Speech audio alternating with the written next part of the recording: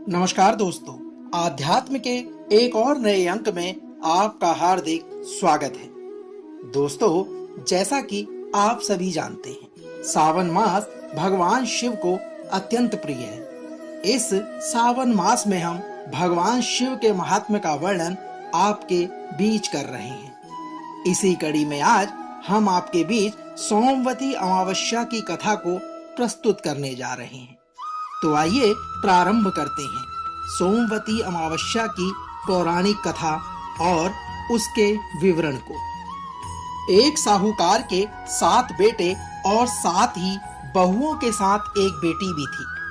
साहूकार के घर रोज एक जोगी आता था, जिसे साहूकार की बहू भिक्षा देती थी। उस जोगी को जब साहूकार की बेटी भिक्षा देने आती तो वह उससे भिक्षा नहीं लेता था और उससे कहता कि तेरे भाग्य में सुहाग की जगह दुहाग लिखा है। लड़की को उस जोगी की यह बातें बहुत ही बुरी लगती थी और एक दिन वह अपनी माँ से रोते रोते जोगी की बात बताने लगी। बहू की सारी बात सुनकर माँ कहती है कि जब कल जोगी आए तब मैं सुनती हूँ कि वह क्या कहता है और क्यों कहता है। दोस्तों, अगले दिन फिर जोगी आता है तो साहूकारनी छिपकर बैठ जाती है और लड़की को भिक्षा देने भेज देती है। जोगी उससे भिक्षा नहीं लेता और फिर वही बात को दोहराता है कि तेरे भाग्य में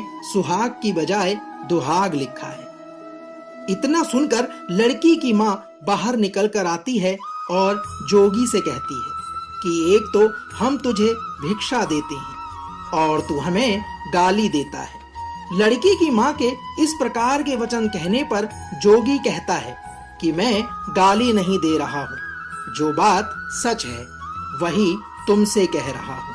इसके भाग्य में जो भी लिखा है मैं वही सच आपको बता रहा हूँ। जोगी की सारी बातें सुनने पर लड़की की माँ ने कहा कि जब तुझे सारी बातें पता है तो इससे बचने का उपाय भी तुझे ही पता होगा, तो उसके उपाय के विवरण के बारे में बताओ। लड़की की माँ के इस प्रकार प्रश्न करने पर जोगी कहता है कि 7 समंदर पार एक धोबन रहती है जिसका नाम सोना है। वह सोमवती अमावस्या का व्रत करती है। अगर वह आकर इसे फल दे दे तब ही इसका दुहाग टल सकता है, अन्यथा विवाह के समय सर्प काटने से इसके पति की मृत्यु हो जाएगी। जोगी की सारी बातें सुनकर माँ रोने लगी और सोना धोबिन की तलाश में निकल गई। चलते चलते रास्ते में तेज धूप पड़ रही थी, जिससे बचने के लिए वह एक पीपल के वृक्ष के नीचे बैठ गई। दोस्तों, उसी वृक्ष पर एक गरुड़ के बच्चे अपने घोंसले में थे। एक सांप आया और गरुड़ के बच्चों को खाने के लिए लपकने लगा, लेकिन साहूकारनी ने उस सांप को मारकर बच्चों की रक्षा की। कुछ देर बाद गरुड़नी आई और सब जगह खून देखकर साहूकारनी को चोंच मारने लगी। गरुड़नी के इस प्रकार करने पर साहूकारनी बोली, एक तो मैंने तेरे बच्चों को सांप से बचाया और तू मुझे ही मार रही है। सारी बातें जानने पर गरुड़नी बोली कि तूने मेरे बच्चों की रक्षा की है, इसलिए मांग जो चाहती है। गरुड़नी के इस प्रकार कहने पर साहूकारनी ने गरुड़नी से कहा कि मुझे 7 समंदर पार सोना धोबिन के यहाँ पर छोड़ दो। और गरुड़नी ने वैसा ही किया जैसा उसने कहा। साहूकारनी वहां पहुंच तो गई, लेकिन सोचने लगी कि इसे कैसे मनाऊं। दोस्तों, सोना धोबिन की भी 7 बहुएं थी, लेकिन घर के काम को करने के लिए सदा आपस में ही लड़ती झगड़ती रहती थी। रात को जब सब सो जाते तो साहूकारनी आती और चुपके से सारा काम कर उजाला होने से पहले चली भी जाती।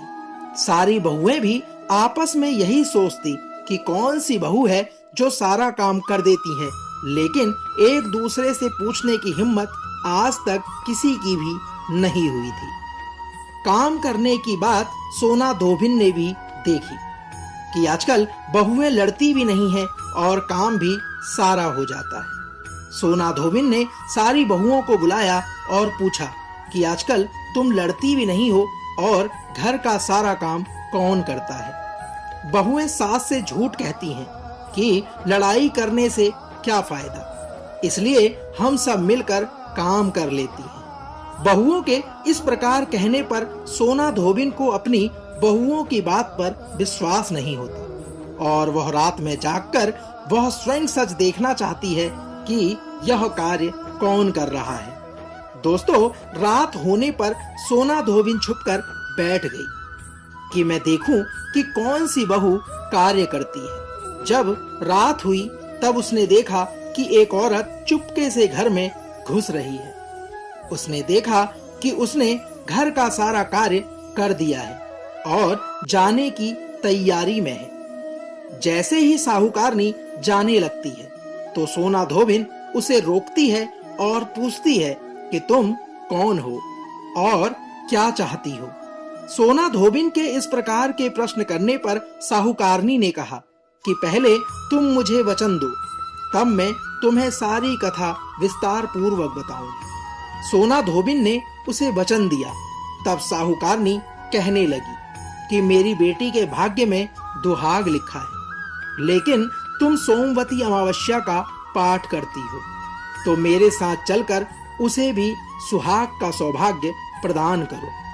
दोस्तों, सोना धोबिन साहूकारनी के वचन से बंधी थी, तो वह साहूकारनी के साथ चलने को तैयार हो गई और जाते हुए सोना धोबिन अपने बेटे व बहुओं से कहने लगी कि मैं इस औरत के साथ इसकी बेटी को सुहाग देने जा रही हूँ, लेकिन अगर मेरे पीछे से तुम्हारे पिताजी मर जाएं, तो उन्हें तेल के कूपे में डालकर रख देना। इस प्रकार के वचन कह के धोबिन साहूकार के घर पहुंच गई। साहूकारनी अपनी बेटी का विवाह करती है तो फेरों के समय सोना धोबिन कच्चा करवा, दूध तथा तार लेकर बैठ जाती है। कुछ समय बाद एक सांप वहां पर आया और दूल्हे को डसने लगा, तो सोना धोबिन ने करवा आगे कर तार से सांप को बांध दिया और सांप मर गया। अब सोना धोबिन ने लड़की को सुहाग दिया और कहा कि जितनी अमावस्या मैंने की है उन सभी का फल साहूकार की इस लड़की को मिल जाएगा। अब आगे जो अमावस्या मैं करूंगी उसका फल मेरे पति व बेटों को मिलेगा। सभी लोग सोमवती अमावस्या की जय जयकार करने लगे।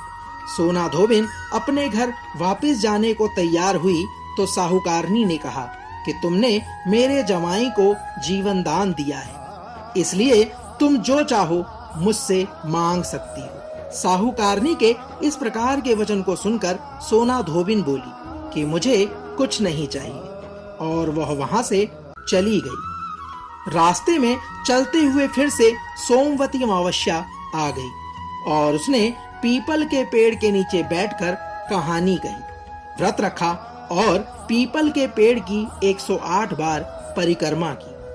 दोस्तों, पीपल के पेड़ की पूजा के बाद वह घर पहुंची तो उसने देखा कि उसका पति मरा पड़ा है। अब रास्ते में जो सोमवती अमावस्या की कथा उसने कही थी उसका फल अपने पति को दे दिया, जिसके प्रभाव से वह पुनः जीवित हो गया और सब कहने लगी कि तूने ऐसा क्या किया जो तेरा पति जिंदा हो गया। लोगों के इस प्रकार के वचन कहने पर सोना धोबिन ने कहा कि मैंने तो ऐसा कुछ नहीं किया, बस रास्ते में सोमवती अमावस्या आ गई थी जिसका मैंने व्रत किया और पीपल के वृक्ष की 108 बार परिक्रमा करी। दोस्तों, सोना धोबिन के इस प्रकार के वचन कहने पर सारी नगरी में ढिंढोरा पिटवा दिया गया कि हर कोई सोमवती अमावस्या की कथा करेगा, पूजा करेगा, व्रत रखेगा, कहानी कहेगा और पीपल के वृक्ष की 108 बार परिक्रमा करेगा। हे सोमवती अमावस्या, जैसा आपने साहूकार की बेटी को सुहाग प्रदान किया, वैसा ही सुहाग सबको प्रदान करना। दोस्तों, तो यह था सोमवती अमावस्या की कथा का सार। हम आशा करते हैं कि आज का यह अंक आपको अवश्य पसंद आया होगा।